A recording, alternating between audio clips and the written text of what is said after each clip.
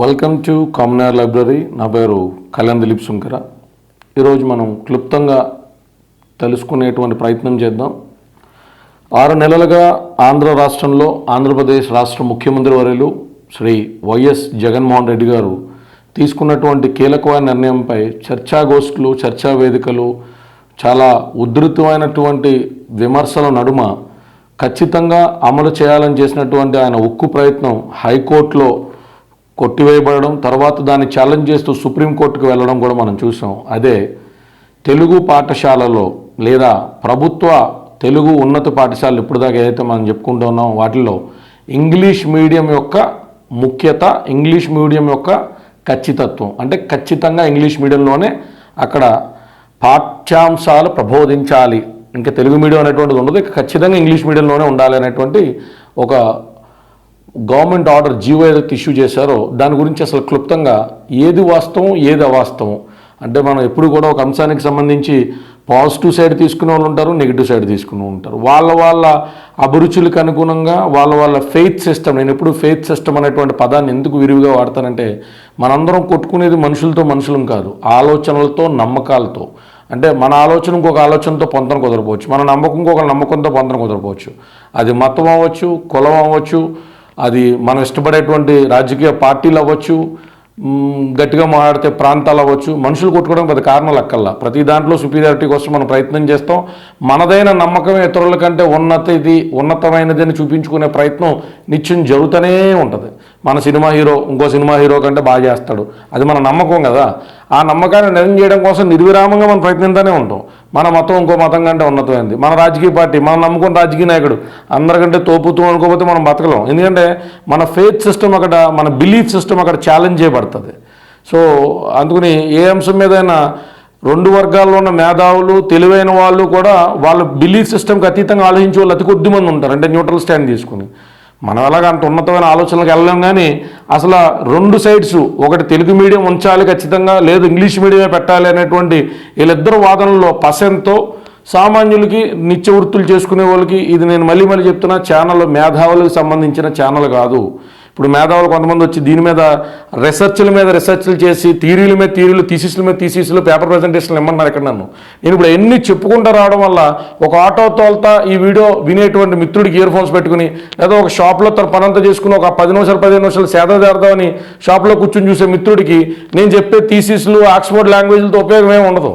అందుకని నేను సింప్లిఫై కాదు, సింప్లిస్టిక్గా ఫ్లాట్గా చెప్పే ప్రయత్నమే చేస్తాను. కాబట్టి అతి మేధావులు, అపర మేధావులు ఎవరన్నా ఇక్కడ భయానకమైనటువంటి విషయాలు దొరుకుతాయని వచ్చి తమ విలువైన సమయాన్ని వృధా చేసుకోవద్దని సామాన్యుల కొరకు పెట్టినటువంటి సామాన్యుల లైబ్రరీ. సో ఇక్కడ మనం 3 ముఖ్యమైన అంశాల గురించి చర్చించుకున్నాం. జగన్మోహన్ రెడ్డి గారు చెప్తున్నటువంటి 3 ముఖ్యమైన అంశాలు, లేదా జగన్మోహన్ రెడ్డి గారు వ్యతిరేకులు చెప్తున్నటువంటి ఇంకో 3 ముఖ్యమైన అంశాలు, మొత్తం 6 అంశాల గురించి క్లుప్తంగా 6 రోజులు 12 నిమిషాల్లో అవగొట్టుకున్నాం. అసలు జగన్మోహన్ రెడ్డి గారు వాదన ఏంటి అంటే, ఆయన ఒకనొక సందర్భంలో స్పష్టంగా చెప్పారు, మన కారు డ్రైవ్ చేసే డ్రైవర్ కూడా ఇంగ్లీష్లో మాట్లాడితే మనం గౌరవంగా చూడమా. అది ఇక్కడ తమ్నైల్లో ఆయన చేసిన వ్యాఖ్యానం పెడుతున్నా. అలాగే ఇంగ్లీష్ మీడియంకి సంబంధించి 96% మంది తల్లిదండ్రులే కోరుకుంటున్నారు. సుమారు 40,000 స్కూల్స్కి సంబంధించినటువంటి విద్యార్థులు తల్లిదండ్రులకు సంబంధించినటువంటి డేటా మేము కలెక్ట్ చేస్తామని స్వయాన మన విద్యాశాఖ మంత్రులు ఆదిమూలం సురేష్ గారు వ్యాఖ్యానించింది కూడా తమ్నైల్లో పెడుతున్నారు. ఇక్కడ ఇటువంటి వ్యాఖ్యానాల నడుమ వాళ్ళు ఏమంటారంటే, తల్లిదండ్రులు కోరుకుంటున్నారు, అలా ఇంగ్లీష్లో మాట్లాడితే అది ఒక స్టేటస్ కో. గ్లోబలైజ్డ్ కాంపిటీషన్లో, అంటే స్వయాన ఆంధ్రప్రదేశ్ స్టేట్ అడ్వకేట్ జనరల్ గారు హైకోర్ట్ ఆఫ్ ఆంధ్రప్రదేశ్లో చెప్పింది, అది గ్లోబలైజ్డ్ కాంపిటెంట్ వరల్డ్లో ఢీకోవాలి అంటే విద్యార్థులకు ఇంగ్లీష్ అనేటువంటిదే శరణ్యం అనేటువంటిది ఆయన వాదనలు చెప్పారు. అఫ్కోర్స్ దాన్ని ఏకీవించలేదు, కోర్టు కొట్టేసింది. కోర్టు ఎందుకు కొట్టేసిందన్న దాని దగ్గర నుంచి వీళ్ళ దాకా వెళ్తాను. దాని తర్వాత ఈయన వ్యతిరేకులు ఏమన్నారో చెప్తాను. కోర్టు ఏమని అనుకున్నదంటే, హైకోర్టు ఏమని అనుకోవడం కాదు, ఏమని వ్యాఖ్యానించిందంటే, ఇంగ్లీష్ మీడియంలో చదవాలా, తెలుగు మీడియంలో చదవాలా అన్నది ఆయా విద్యార్థుల యొక్క చాయిస్ అవ్వాలి. అటువంటి చాయిస్ మనం ప్రభుత్వం కింద ఇవ్వాలి తప్ప ఖచ్చితంగా నువ్వు తెలుగులోనే చదువు, ఖచ్చితంగా నువ్వు ఇంగ్లీష్లోనే చదువు అని చెప్పడం తప్పు. సో మీరు ఇంగ్లీష్ మీడియం స్కూల్స్ పెట్టండి గవర్నమెంట్ స్కూల్స్లో, కానీ తెలుగు మీడియం ఆప్ చేసుకోవాలన్న విద్యార్థులకు తెలుగు మీడియమే లేకుండా చేసావనుకో, కొంతమంది నిరాశ నిస్పృహలకి లోనై వాళ్ళు కంప్లీట్ ఎడ్యుకేషన్ డ్రాప్అవుట్ కింద, అంటే విద్యను అక్కడితో వదిలేసేటువంటి ప్రమాదం ఉంది. సో కోర్టు ఎప్పుడు ఏ పరిగణలో తీసుకుంటుందంటే 95%, 96% మంది తల్లిదండ్రులు కావాలన్నారు కదండి, వాళ్ళు ఇచ్చిన గణాంకాల ఆధారితంగానే చూసినా ఇంకో 4% మంది తెలుగు మీడియం కావాలని కోరుకున్నట్టే కదా. సో ఆ 4% మందికి తెలుగు మీడియమే లేకుండా పోతే ఇప్పుడు ప్రభుత్వ పాఠశాలలు అంటే ఏంటి, సామాన్యుడికి సామాన్యమైన ఫీజుల్లో ఇంకా 1000-2000 రూపాయల ఫీజుల్లో అందుబాటులో ఉండేటువంటి ఒక విద్యా వ్యవస్థ, దాన్ని సైతం ఫలానా విద్యలోనే అభ్యసిస్తే రండి అన్నాం అనుకోండి, కొంతమంది వాళ్ళ ఇళ్ళ నేపథ్యాలు, తల్లిదండ్రులు ఇద్దరు చదువుకునేలా ఉండొచ్చు, చుట్టుపక్కల ఎవరు విద్యావంతులైనా ఉండకపోవచ్చు, వాళ్ళకి ఇంగ్లీష్ని ఒకేసారి తీసుకొచ్చి మీద పడితే బర్డెన్ అవ్వచ్చు, వాళ్ళకి బర్డెన్ అవ్వచ్చు. అందుకని అక్కడ ఆలోచించాల్సిన అంశం వల్ల ఏంటంటే, అసలు గ్లోబల్ కాంపిటీషన్ అని మనం మాట్లాడుతున్నప్పుడు ప్రపంచ దేశాల్లో అన్ని దేశాలు ఇంగ్లీష్ను మాత్రమే అభ్యసించి ఇంగ్లీష్లో మాత్రమే వాళ్ళ దేశీయ విద్యని పిల్లలందరికీ నేర్పించి ఇంగ్లీష్ కాంపిటీషన్లో పెడుతున్నారా లేదా అని మనం పరిశీలించాలి. ఎందుకు, ఒక విశ్వాసాన్ని గుడ్డిగా ఎవరో చెప్పారో నమ్మడం కంటే స్వీయ పరిశీలన అనేటువంటిది ఇంపార్టెంట్ కదా. అలా గమనించినప్పుడు టెక్నాలజీలో రష్యానో, జపాన్నో, చైనానో ఆన్ పార్ ఢీ కొట్టగలిగేటువంటి మరొక శక్తి జర్మనీ. జర్మనీ లాంటి దేశంలో ఇంగ్లీష్ను ఒక ఫారెన్ లాంగ్వేజ్ కింద, అది కూడా అక్కడ ఉన్న విద్యార్థులు సెలెక్ట్ చేసుకునేటువంటి ఫారెన్ లాంగ్వేజ్ కింద పెట్టారు. అలాంటి దేశంలో 51% నుంచి 55% మంది అలవోకగా ఇంగ్లీష్లో మాట్లాడగలుగుతారు. అంటే ప్రపంచ దేశాలు, ప్రపంచ యూనివర్సిటీలో విద్యను అభ్యసించడానికి ఒక జర్మన్ వెళ్తే అలవోకగా అక్కడ ఆ భాషను మాట్లాడగలుగుతాడు, అక్కడ ఉన్నటువంటి ఇంగ్లీష్ పుస్తకాలు చదవగలుగుతాడు. మన భారతదేశంలో ఇంగ్లీష్ మీద ఇంత చర్చ జరుగుతున్నటువంటి మన దేశంలో, బ్రిటిష్ వాళ్ళు పరిపాలించిన మన దేశంలో ఈ రోజుకి ఈనాటికి 2017 సెన్సెక్స్ ప్రకారం, డీటెయిల్స్ ప్రకారం 22% మంది ఇంగ్లీష్లో మాట్లాడగలుగుతారు. ఇంగ్లీష్ పేపర్ చదవగలిగే వాళ్ళు ఎంతమంది, ఇంగ్లీష్ రాయగలిగే వాళ్ళు ఎంతమంది అనేటువంటిది వేరే చర్చ. ఇంగ్లీష్లో మాట్లాడగలుగుతారు, కమ్యూనికేట్ చేయగలుగుతారు 22% మంది. అదే డెన్మార్క్లో కానీ, నార్వేలో కానీ, స్విట్జర్లాండ్లో కానీ ఇలాంటి చోట్ల 85%, 70% అనేటువంటిది ఇక్కడ నేను బ్లాగ్లో వదులుతున్నాను సోర్స్ని, మాట్లాడగలుగుతున్నారు. అంటే ఇంగ్లీష్లో చదివితేనే ఇంగ్లీష్ అనే ఫారెన్ లాంగ్వేజ్లో వ్యాఖ్యానించగలుగుతారు, కన్వర్సేషన్ చేయగలుగుతారు అనేటువంటిది తప్పు అని మనం అర్థం చేసుకోవాలి. ప్రపంచ దేశాల్లో అత్యున్నతమైనటువంటి టెక్నాలజికల్ అడ్వాన్స్మెంట్స్ ఉన్న దేశాలు, అసలు మనం మాట్లాడుతున్నటువంటి కెమెరా, నేను మాట్లాడుతున్న మైకో, ఈ లైటో గీటో చైనా ప్రోడక్ట్స్ తయారైనటువంటి చోట చైనీస్ భాషలో తప్ప మాట్లాడుకున్నటువంటి ప్రాంతాల్లో కూడా ఈ టెక్నాలజీని అలవోకగా తయారు చేస్తున్నారు. ఎప్పుడైతే ఇతర దేశాల మీద ఆధారపడడం అనేటువంటిది టెక్నాలజీ రూపంలోనో, ఆర్థిక అభివృద్ధి రూపంలోనో, ఇతర అభివృద్ధి రూపంలోనో తగ్గుతుందో అప్పుడు ఆ దేశ భాషల్ని మనం అలవర్చుకుంటే తప్ప బతకలేం అనేటువంటి పరిస్థితి ఉండదు. గూగుల్ లాంటివి బ్యాన్ చేసి కూడా చైనా బాగానే ఉంది. గూగుల్ మ్యాప్స్ ఈ రోజుకి చైనాలో పనిచేయవు. సెపరేట్ ప్రైవేట్ నెట్వర్క్ VPN లాంటి వాటితో వాటిని యాక్సెస్ చేసుకోవాలి. చాలామంది మిత్రులు ఒకసారి సెర్చ్ చేసుకోండి, గూగుల్ కానీ మీకు తెలిసినటువంటి మాధ్యమాల ద్వారా కానీ డేటాను పరిశీలించండి. గూగుల్ కానీ, నెట్ఫ్లిక్స్ లాంటివి కానీ ఇప్పటికీ చైనాలో పనిచేయవు, రష్యాలో చాలా వరకు పనిచేయవు, కానీ ఆ దేశాలు అభివృద్ధి పదంలోనే ముందుకెళ్తున్నాయి కదా. అంటే ఇంగ్లీష్ భాష మాత్రమే ప్రపంచ దేశాలతో పోటీ పడాలంటే మార్గదర్శకం కాదు అనేటువంటిది మనం కన్క్లూడ్ చేసుకోవాలి. ఇక జగన్మోహన్ రెడ్డి గారు ఇటువంటి విచిత్రమైన ప్రయత్నం చేస్తున్నారా అనేటువంటి డిస్కషన్ వచ్చినప్పుడు లేదు, 2008లో జీవో నెంబర్ 76 ప్రకారం చాలా స్పష్టంగా రాజశేఖర రెడ్డి గారు కూడా సక్సెస్ అనేటువంటి ప్రోగ్రాం ద్వారా 6500 zilla parishad, municipal, secondary and higher schools అన్నింటినీ కూడా 6500 స్కూల్స్ని సెలెక్ట్ చేసి ఆ పాఠశాలల్లో ఉన్నటువంటి టీచర్స్కి ట్రైనింగ్ ప్రోగ్రాం లాంటిది పెట్టి ఒక పైలట్ ప్రాజెక్ట్ కింద దాంట్లో ఇంగ్లీష్ మీడియంని ఇంట్రడ్యూస్ చేయడం జరిగింది. ఆ త్రయంలో సుమారు 2014-15 దాకా కొనసాగినటువంటి ఈ సక్సెస్ ప్రాజెక్ట్, సక్సెస్ అంటే ఏంటంటే strengthening and universalisation quality and access to secondary schools అనేటువంటి ప్రోగ్రాం కింద 6500 స్కూల్స్లో ఉన్న టీచర్స్ని ఇంగ్లీష్ మీడియంతో పిల్లలకి ఎడ్యుకేట్ చేయడానికి కావాల్సిన ట్రైనింగ్ ఇస్తూ ఇంగ్లీష్ మీడియం కూడా తెలుగు మీడియం స్కూల్స్తో పాటే ప్యారలల్గా ఈ 6500 స్కూల్స్లో అందుబాటులో ఉంటుంది అని చెప్పారు. 2014-15 DASC అంటే డిస్ట్రిక్ట్ DASC అయినా మీకు మళ్ళీ ప్రాపర్గా చెప్పాలి కదా నేను. సో ఈ DASC స్టాటిస్టిక్స్ని మనం తీసినప్పుడు వాటి ద్వారా ఏం బయటపడిందంటే సుమారు 13 లక్షల పైచిలుకు మంది ఈ సక్సెస్ పైలట్ ప్రాజెక్ట్ ఉన్నటువంటి స్కూల్స్లో ఎన్రోల్ అవుతే వాటిల్లో 4,20,000 మంది మాత్రమే ఇంగ్లీష్ మీడియాన్ని సెలెక్ట్ చేసుకున్నారు. అది కూడా తక్కువ నెంబర్ ఏం కాదు, సుమారు 31.36% మంది ఇంగ్లీష్ని సెలెక్ట్ చేసుకున్నారు. అంటే ఖచ్చితంగా రూరల్ ఏరియాస్లో, గ్రామీణ ప్రాంతాల్లో ఇంగ్లీష్ అనేటువంటిది చాలా పెద్ద ప్రాముఖ్యత సంచరించుకుంటుంది. తల్లిదండ్రులకు కానీ విద్యార్థులకు కానీ ఇంగ్లీష్లో చదువుకోవాలన్న ఆశ ఉన్నమాట వాస్తవం. అయితే ఇక్కడ ఇంగ్లీష్ 31.36% మంది 2014-15కి సక్సెస్ మోడల్ ప్రాజెక్ట్ స్కూల్స్లో ఆప్ చేసుకుంటే, మరి రిమైనింగ్ 69% మంది ఇంకా తెలుగు మీడియంలోనే కొనసాగించాలని కోరుకున్నారు కదా. పైగా ఈ డిఎస్సి స్టాటిస్టిక్స్ ఏం చెప్తున్నాయి, ఇంగ్లీష్ మీడియం ఆప్ చేసుకున్నటువంటి విద్యార్థులు కూడా పరీక్షలు వచ్చే టైంకి మాత్రం తెలుగు మీడియంలో రాసేటువంటి అవకాశం కల్పించమని, ఇంగ్లీష్లో చదివినప్పటికీ ఇంగ్లీష్లో అంత ఫ్లూయెంట్గా రాయలేకపోతున్నామని, పరీక్షలో అందుకు ఫెయిల్ అవుతున్నామని చెప్పినప్పుడు 2016-17 దాకా కూడా 6th క్లాస్కి ఏమో 75% తెలుగులో, 25% ఇంగ్లీష్లో, 7th క్లాస్కి ఏమో 50% తెలుగులో, 50% ఇంగ్లీష్లో, 8th 9th వచ్చేసరికి ఏమో 25% తెలుగులో, 75% ఇంగ్లీష్లో రాసేటువంటి విధంగా కరికులరంని ప్లాన్ చేసుకోవడం జరిగింది. అంటే ఇక్కడ మనం ఇంగ్లీష్ మీడియం అనేటువంటిది ఏదో ఒక సిరంజిలో ఎక్కించి తీసుకొచ్చి మనిషికి గుచ్చేసినంత తేలిగ్గా మన సిస్టంలో ఎంబెడ్ చేయలేం. ఆ జియో తీసుకొచ్చిన 95,000 మంది పైచిలుకు మందికి విభిన్నమైన ఇంగ్లీష్ ట్రైనింగ్ ఇన్స్టిట్యూట్స్ ద్వారా ట్రైనింగ్ ఇప్పిస్తున్నామని స్వయాన ఆదిమూలం సురేష్ గారే చెప్పిన 1,81,000 పైచిలుకు మంది ఉన్నటువంటి ప్రభుత్వ పాఠశాలలో ఉన్నటువంటి టీచర్లందరికీ కూడా ఇంగ్లీష్లో ప్రతి సబ్జెక్ట్, ఇంగ్లీష్ అనేటువంటిది ఒక సబ్జెక్టుగా చెప్పడం వేరు, ప్రతి సబ్జెక్ట్ని ఇంగ్లీష్లో చెప్పడం వేరు. దయచేసి మిత్రులు ఈ యొక్క డిఫరెన్స్ని గమనించాలి. ఒక్క ఇంగ్లీష్ టీచర్ని పెడితే ఇంగ్లీష్ అనే ఫారెన్ లాంగ్వేజ్ సంబంధించి కమ్యూనికేషన్స్ ఆ స్కూల్లో నేర్పించవచ్చు. ఇంకొంచెం ముందరడిగేసి సాయంత్రం పాటలు రెనన్ పార్టీని పుస్తకాలు వాళ్ళకి ఇచ్చి అసలు నౌన్ ఏంటి, వెర్బ్ ఏంటి, అడ్జెక్టివ్ ఏంటి, సెంటెన్స్ కన్స్ట్రక్షన్ ఏంటి, ఎర్రర్స్ ఎలాగుంటే దేన్ని ఎలా వాడాలి, దేన్ని ఎలా వాడకూడదని అదొక అద్భుతమే కాదు కదా.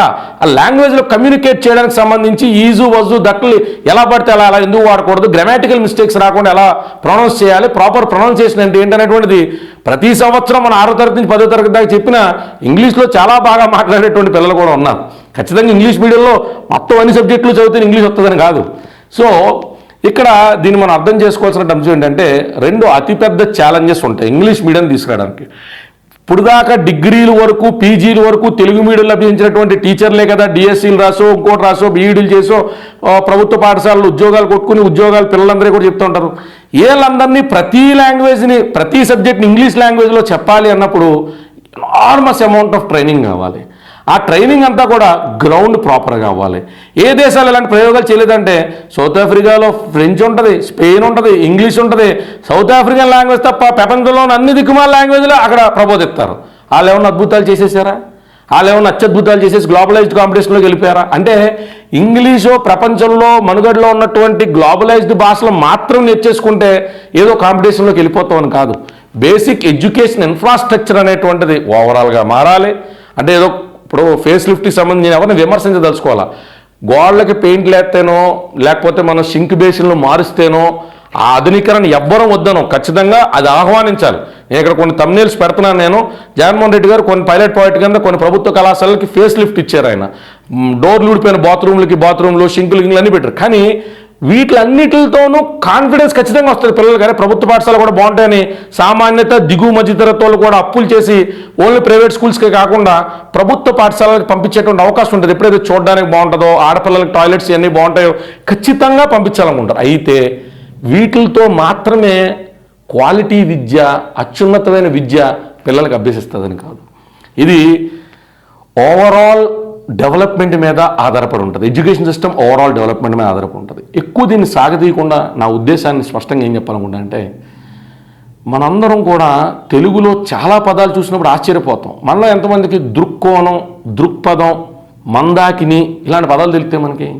అంటే మీరందరూ ఇంగ్లీష్ మీడియం చదువుకోలేదా? పవన్ కళ్యాణ్ గారి పిల్లలు, చంద్రబాబు నాయుడు గారి పిల్లలు, జగన్మోహన్ రెడ్డి గారి పిల్లలందరూ ఇంగ్లీష్ మీడియంకి వెళ్ళట్లేదా అంటే నేను అక్కడికే వస్తున్నా. ఇంగ్లీష్ మీడియం స్కూల్స్లో తెలుగు మీడియంకి సంబంధించినటువంటి పటిష్టమైన విద్య, ఆయా దేశీయ విద్యలు అంటే కన్నడకు సంబంధించో, ఇప్పుడు చాలామంది కర్ణాటక నుంచి వచ్చి ఆంధ్రలో సెటిల్ అయిన వాళ్ళు ఉంటారు. వాటి జీవితం మొత్తం అర్థం కాని తెలుగు సబ్జెక్ట్ చదవాలి, లేకపోతే ఇంగ్లీష్ చదవాలి.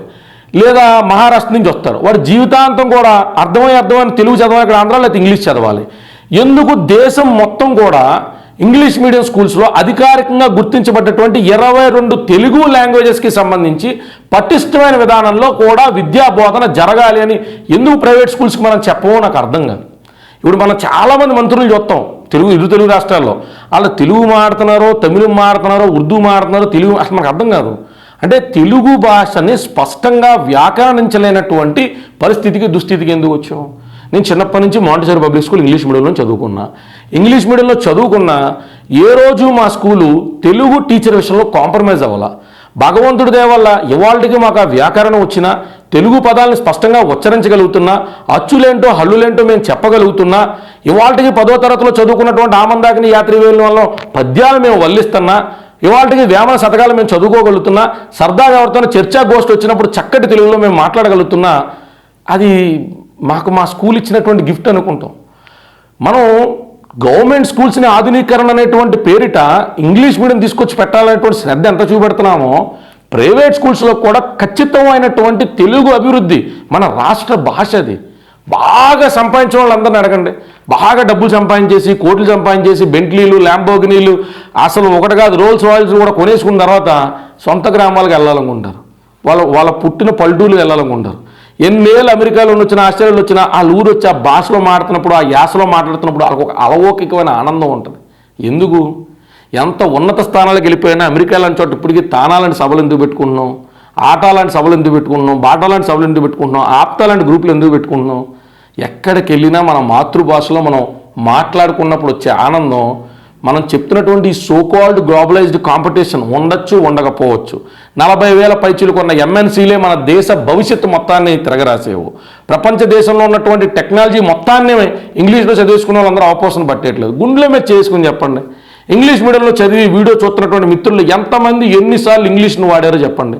నా వరకు అయితే ఇంగ్లీష్ మీడియం నుంచి చిన్నప్పటి నుంచి నా ఇంజనీరింగ్ బిఏ పొలిటికల్ సైన్స్, దాని తర్వాత చేసిన ఎల్ఎల్బి అన్ని ఇంగ్లీష్లోనే ఎలగబెట్టి నేను ఒక్కసారి 2 సార్లు 3 సార్లు ప్రైవేట్ ఉద్యోగాలకు వెళ్ళినప్పుడు వాళ్ళు అడిగిన ఇంటర్వ్యూలో మాట్లాడడానికి వినియోగించారు. పవన్ కళ్యాణ్ గారి దయవల్ల జనసేనకు వచ్చిన తర్వాత ఒక 7 నుంచి 8 ఇంగ్లీష్ డిబేట్లకి రిపబ్లిక్ టీవీకి కానీ లేకపోతే ఇండియా టుడే డిబేట్స్కి కానీ అవన్నీ నా పాత ఫేస్బుక్ పేజ్లో ఉంటాయి, ఇంగ్లీష్ డిబేట్స్కి ఉపయోగించారు. Certified by government officials. I'll explain. I didn't intervene you. Being so senior and we are being fans, you are intervening every now and then. You're intervening every now and then. I didn't intervene when you're talking. I listen. Jagannath Reddy's MPs who are not proven till date, we might contest, we might compete. You contest, you contest the intentions of Jagan party, that special status is the purpose why we resigned, and you want to contest that? Special status is the purpose why they resigned, will not be shown as the way they are looking out to show it off. The reason is that what they have done till date, as MPs sitting over there from YSRCP, what are the actions they have done till date? Apart from Jantar Mantar issue, we haven't seen any action their MPs have participated till date. Point number 1. Point number 2, if they are resigning, how come it will affect central government? One simple logic, any citizen who passed 10th plus class in our Andhra Pradesh will ask, how come? దాని తర్వాత నా జీవితంలో English వాడడం అంటే, నేను పుస్తకాలు తీసుకున్నప్పుడు Kindle library మొబైల్లో కానీ నా దగ్గర ఉన్నటువంటి కిండిల్ ట్యాబ్లెట్ దాంట్లో కానీ కొన్ని బుక్స్ చదవడానికి నేను వినియోగించాను. నా జీవితం మొత్తంలో 32 సంవత్సరాలు నా జీవితంలో పదుల సంఖ్యలో నేను ఇంగ్లీష్ వాడుంటాను. మరి ఇంత ఇంగ్లీష్ చిన్నప్పటి నుంచి అరగదీసి నా తల్లిదండ్రులకు నేర్పించిన తర్వాత నేను దాన్ని ఎక్కడ వాడానో నాకు అర్థం కాల.